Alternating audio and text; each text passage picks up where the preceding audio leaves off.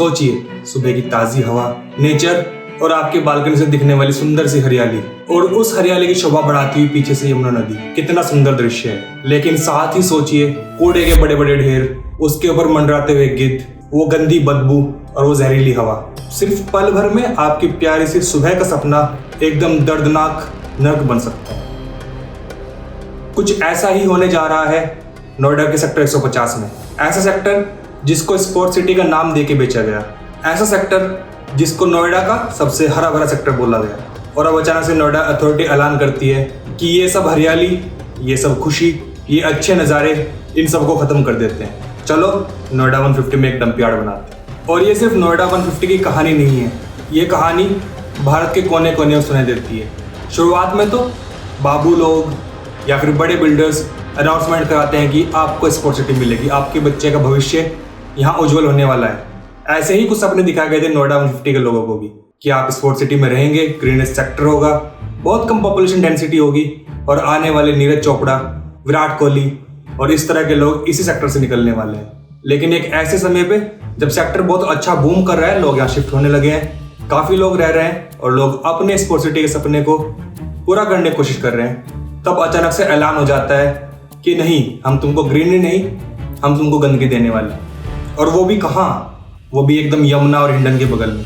एक और तो हम ऐलान कर रहे हैं कि हम यूरोप की तरह अपनी यमुना को साफ करेंगे, यहाँ क्रूज चलाएंगे। दूसरी ओर हम उसी यमुना माँ के पानी को गंदा करने की बात कर रहे हैं। तो चलिए देखते हैं आज की वीडियो में कि क्या है पूरा मामला, और कैसे करप्शन ने या फिर कुछ और कारणों ने इस हरे भरे सेक्टर और इस प्लान्ड स्पोर्ट सिटी को एक ऐसे मोड़ पर खड़ा कर दिया है जहां लोगों को समझ में नहीं आ रहा है कि क्या वो आगे यहाँ पर रह भी पाएंगे या नहीं।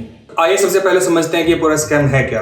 तो दोस्तों, हो सकता है कि आप में से काफी लोगों ने अभी सुना हो कि नोएडा में एक कचरे के ढेर में भीषण आग लगी, और ये आग over a period of multiple days चली।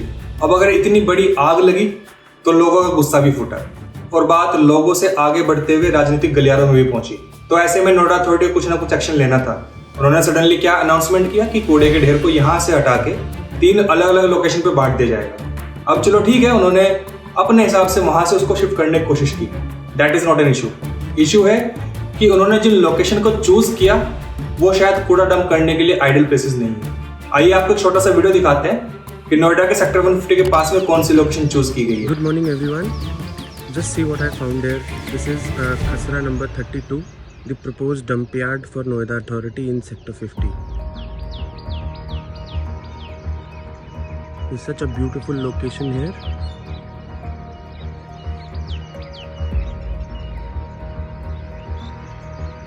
BMW has also invested in the one we have, and let me show you how far it is from TEP. जैसा कि आपने इस वीडियो में देखा कि जो एरिया चूज किया गया है वो वन विभाग की जमीन है, वहां पे पेड़ लगाए गए हैं, and that is a green belt. दूसरा, यहाँ पर बहुत ही इंपॉर्टेंट गौर करने वाली बात है कि ये जो पूरा एरिया पड़ता है खसरा नंबर 32, ये पूरा डूब क्षेत्र में आता है, और ये 2 नदियों के डूब क्षेत्र में आता है। यहाँ पर हिंडन भी पास में बहती है, यहाँ पे यमुना भी पास में बहती है। और चलो गाइडलाइंस की बात तो दूर की है, तो कॉमन सेंस हमें बताती है कि कभी भी हमें अपने कचरे को किसी भी नदी के पास में नहीं रखना चाहिए, क्योंकि अगर नदी फ्लड होती है तो वो कचरा पानी के साथ अंदर तक आ सकता है जहाँ लोग रहते हैं, and that is not the only issue.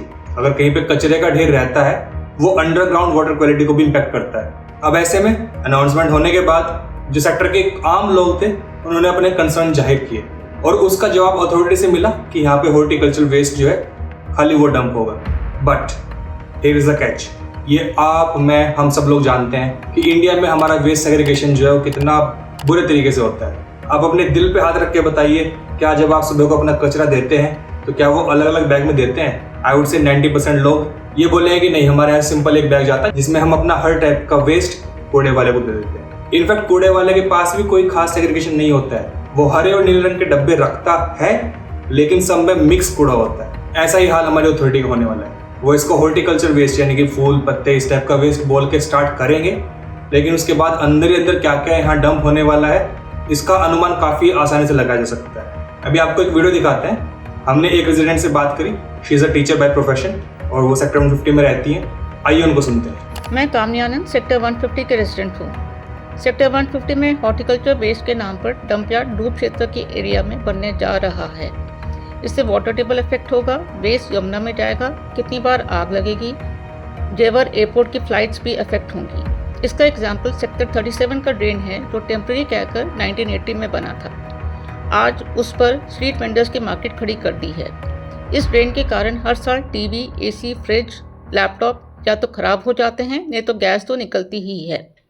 Respiratory और हेल्थ इश्यूज की तो बात ही अलग है। तो जैसा कि आपने देखा, मैम ने बताया कि इम्प्रॉपर प्लानिंग करना इन अथॉरिटीज की पुरानी कहानी रही है। ये लोग एक टेम्परेरी नाले को 40 साल तक खींच सकते हैं, तो ये हॉर्टिकल्चर वेस्ट में हर टाइप का वेस्ट डंप करके उसको कूड़े का पहाड़ पक्का बना सकते हैं। और इस टाइप के एग्जाम्पल हमने बहुत सारे देखे हैं, नॉट जस्ट नोएडा, हमने बहुत सारे अलग अलग सिटीज में इस टाइप के एग्जाम्पल देखे हैं। अब अगर आप अपने सिटी को, नोएडा को ये दिखाना चाहते हैं कि it is a example of planning, architecture and a futuristic city, तो आपके पास पहले से ही बेटर प्लान होना चाहिए था। ये प्लानर्स की नाकामयाबी है जिसको वो लास्ट मोमेंट किसी ग्रीन सेक्टर में कूड़ा डाल के रेजिडेंट्स के ऊपर फेंक रहे हैं। यहीं पे हमारा सवाल है हर अथॉरिटी के आदमी से, हमारा सवाल है हर उस इंसान से जो इस टाइप के डिसीजन ले सकता है कि आखिरकार एंड में आके एंड यूजर को ही क्यों झेलना पड़ता है। Why should a common man always suffer? अगर आपको इस टाइप का डंप यार्ड बनाना ही था तो स्टार्टिंग से अनाउंसमेंट क्यों नहीं हुआ? सोचे कोई रिटायर्ड आदमी जिसने अपने जीवन भर की कमाई लगा दी कि फाइनली मैं रिटायरमेंट के बाद जाके रहूंगा एक ऐसे सेक्टर में जहां से मैं सुबह की चाय का आनंद लूंगा यमुना को देखते हुए, मैं अपनी शाम बिताऊंगा अपनी बालकनी में खड़े होकर उस हरियाली को देखते हुए। और अब आप सडनली उसको बोलते हो तुमने 10 साल पहले हमें पैसे दे दिए, अब तुम्हारा जो घर है उसके सामने तुम्हें कूड़े का ढेर मिलेगा। How fair is that? इसके बाद अगला सवाल आता है कि ऐसा डिसीजन अभी क्यों? हमने कुछ लोकल से बात करी, कुछ रेजिडेंट से बात करी, तो उन्होंने हमें बताया कि वहाँ पर बिल्डर के जो फ्लैट्स हैं, मैक्सिमम जो बिल्डर अभी एक्टिव हैं उनके फ्लैट्स मैक्सिमम बिक चुके हैं। अगर ये अनाउंसमेंट अब से 5 साल पहले आया होता then those builders would have been impacted as well. लेकिन ये अनाउंसमेंट ऐसे टाइम पे आया कि बिल्डर्स तो ऑलमोस्ट अपना बेच के निकलने वाले हैं। इम्पैक्ट कौन होगा? आम आदमी, वो पेरेंट्स जिन्होंने सपना देखा था कि हमारे बच्चे यहाँ रहेंगे, इस स्पोर्ट सिटी में अच्छी हवा को ब्रीथ करेंगे। क्योंकि आप जानते हैं, हम जानते हैं, सभी जानते हैं पूरी दिल्ली की जो हवा है वो कितनी टॉक्सिक है। This Noida 150 was a dream destination. ऐसे सपने दिखा के ये घर उन पेरेंट्स को बेचा गया और आज वो सभी पेरेंट्स कंसर्न है कि हम दिल्ली से निकल के आए थे एक फ्रेश हवा में रहने के लिए, लेकिन यहाँ आके हमें फिर से कूड़े का ढेर मिल रहा है, फिर से गंदी पोल्यूटेड हवा मिलेगी। हेलो एवरीवन, मेरा नाम अंतरिक्ष है और मेरी तरह सेक्टर 150 के सभी निवासी नोएडा अथॉरिटी द्वारा प्रस्तावित हॉर्टिकल्चर डंप यार्ड को लेकर काफ़ी चिंतित हैं। डंप यार्ड की जो प्रपोज साइट है ये एक फ्लड प्लेन है, यानी कि डूब क्षेत्र है, जो कि एक इकोलॉजिकली सेंसिटिव जोन है और इस पर एग्रीकल्चर के अलावा किसी भी तरीके का कंस्ट्रक्शन और इंडस्ट्रियल प्रोसेसिंग यूनिट खड़ी करना बहुत ही गलत है और गैर कानूनी भी है। हिंडन और यमुना के फ्लड प्लेन्स और उनसे बने छोटे छोटे डेल्टाज और वेटलैंड्स हमेशा से ही विभिन्न प्रकार के रेजिडेंट्स और माइग्रेटरी बर्ड्स और छोटे जीव जंतुओं के लिए सेफ बन रहे हैं। और जैसा कि हम जानते हैं, पक्षी जगत हरियाली बढ़ाने के लिए कितने ज़रूरी हैं। सेक्टर 150 और आसपास के सेक्टर्स और इसके डूब क्षेत्र की बात करें तो यहाँ पर अवैध तौर पर बनाए गए फार्म्स, फैक्ट्रीज़ और अनसैंक्शन्ड डेवलपमेंट्स ने फ्लड प्लेन्स की बायोडाइवर्सिटी को काफ़ी इफेक्ट किया और अब अथॉरिटी द्वारा डंप यार्ड के प्रस्ताव को लाना गलत एग्जाम्पल सेट करना होगा और फ्लड प्लेन्स और उसके आसपास के ग्रीन सेक्टर्स की ओवरऑल बायोडाइवर्सिटी के साथ खिलवाड़ करना होगा। मेरा अथॉरिटी से यही अनुरोध है कि इस जोन पर किसी भी प्रकार का डंप यार्ड या दूसरा अन्य कोई सेटअप ना करें, अवैध कंस्ट्रक्शन पर एक्शन लें और सभी मिलकर इस जोन को बचाने की कोशिश करें। मेरी नोएडा अथॉरिटी से रिक्वेस्ट है कि जो इन्होंने डंपिंग यार्ड बनाने का डिसीजन लिया है 150 सेक्टर में, वो बिल्कुल भी गलत है, बिल्कुल सही नहीं है। क्योंकि यहाँ पे 20 सोसाइटीज हैं और कुछ गांव भी हैं, 20,000 फैमिली रहती हैं और डंपिंग यार्ड बनने से वो सारी फैमिली इफेक्ट करेंगे। तो मेरी रिक्वेस्ट है अथॉरिटी से कि जो डिसीजन है इसको वापस लो और हम सब इसको यहाँ वैसे भी बनने नहीं देंगे। लोगों की क्लियर डिमांड है कि वो अपने यहाँ इस टाइप का डंपिंग यार्ड टॉलरेट नहीं कर सकते हैं। लोगों ने बहुत सारे कंसर्न हाईलाइट किए, उन्होंने एयर पोल्यूशन, वाटर पोल्यूशन और साथ ही साथ जो ट्रक वगैरह और उस टाइप की चीजें जो कूड़े को लेके आएंगी तो उससे रोड जो गंदे होने वाले हैं, उस टाइप की प्रॉब्लम्स को जाहिर किया। आज जो नोएडा के सेक्टर 150 में हो रहा है ये हमारे पूरे देश की कहानी है। ये सिर्फ नोएडा के 150 की प्रॉब्लम नहीं है, ये पूरे देश की प्रॉब्लम है। ऐसी कहानियां हमें अलग अलग शहरों में देखने को मिलती है। चाहे आप बेंगलोर के लेक्स देख लो, कैसे उनके ऊपर फोम जमा होती है, चाहे आप दिल्ली में यमुना का हाल देख लो, उसका पानी इतना गंदा रहता है कि आपको 1 किलोमीटर दूर से भी उसकी बदबू आने लगती है। या फिर ये आखिरकार ऐसा क्यों है कि बाहर के देशों में नदियाँ, उनके शहर इतने साफ रहते हैं और हम हमारे देश में सिर्फ गंदगी फैला रहे हैं। जहाँ दुनिया जीरो वेस्ट सिटीज के कॉन्सेप्ट को लेके आ रही है, वहाँ हम क्या कर रहे हैं? वहाँ हम अपनी सिटी के हॉटस्पॉट्स में कचरा डंप कर रहे हैं। और सिचुएशन तब और बदतर हो जाती है जब नोएडा जैसी प्लान्ड सिटी में ऐसे अनाउंसमेंट होते हैं। मतलब आपकी कोई प्री प्लानिंग थी ही नहीं, आपको पहले से ही नहीं पता था कि आपको क्या करना है कचरे के साथ। अगर आपने इतना बड़ा शहर बसाया है जिसको आप फ्यूचर दिखा रहे हैं, तो आपका प्लान क्या था? हमने अपने चैनल पे पहले भी ये बातें की हैं कि हमारे यहाँ 5 साल 10 साल 15 साल का विजन क्यों नहीं होता है। हमेशा हम नीजर रिएक्शन ही क्यों देते हैं, और बार बार ऐसे सवाल हमारे सामने क्यों आते हैं कि क्या ये प्लानिंग का फेलियर है या करप्शन का असर है या फिर कुछ और। आपको क्या लगता है? हमें कमेंट सेक्शन में बताएं। और वीडियो यहाँ तक देख ही लिया है तो हमारे चैनल को प्लीज सब्सक्राइब भी करें। हम ऐसे सवाल आपके सामने लाते रहते हैं। पर रुके रहिए, वीडियो भी खत्म नहीं हुआ, अभी आगे बातें करेंगे कि सोल्यूशन क्या हो सकते हैं। अथॉरिटी और कंसर्न लोग जो है वो सोल्यूशन के बारे में नहीं सोच रहे हैं, इसका मतलब ये नहीं कि कोई नहीं सोचेगा। हमारा काम है कि प्रॉब्लम को जानना, उसके कारण जानना और साथ में सोल्यूशंस की बातें भी करना। हमारे पास बहुत सारे एग्जाम्पल हैं जहाँ शहरों को क्लीन किया गया है। There are multiple interaction examples. हम हाउसिंग सोसाइटीज बना रहे हैं तो हम सोसाइटी लेवल पे उस वेस्ट को मैनेज क्यों नहीं करते हैं? Why do we need big dump yards? हमें सोसाइटी लेवल पे एंड इनफैक्ट इंडिविजुअल लेवल पे अच्छे से सेग्रीगेट करना चाहिए। रही बात हॉर्टिकल्चर वेस्ट की, why do we need bigger plants? हम छोटे यूनिट्स भी लगा सकते हैं। अगर हम सिटीज को प्लान कर रहे हैं, हम ये भी मेक श्योर कर सकते हैं कि इस टाइप के प्लांट्स शहरों से दूर होने चाहिए। घनी आबादी के क्षेत्र में आप इस टाइप के प्लांट्स नहीं लगा सकते हैं जहाँ पे आपका पूरा वेस्ट इकट्ठा होगा। और प्लीज नदियों को और गंदा ना करें।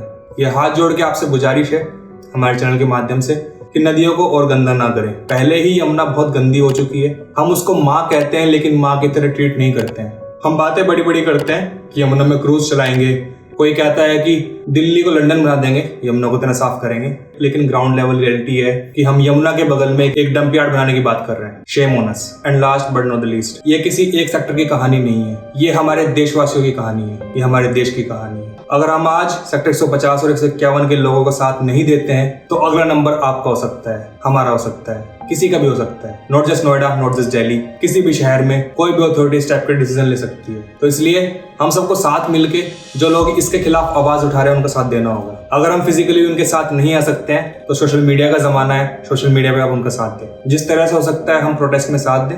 And please no more dump yards, no more polluting Yamuna and no more corruption. हम लोग सेक्टर 150-151 की इस लड़ाई में उनके साथ खड़े हैं और आपसे भी उम्मीद करेंगे कि आप भी इस लड़ाई में उनका साथ दें। इसी नोट पे जय हिंद, धन्यवाद, मिलते हैं अगले वीडियो में।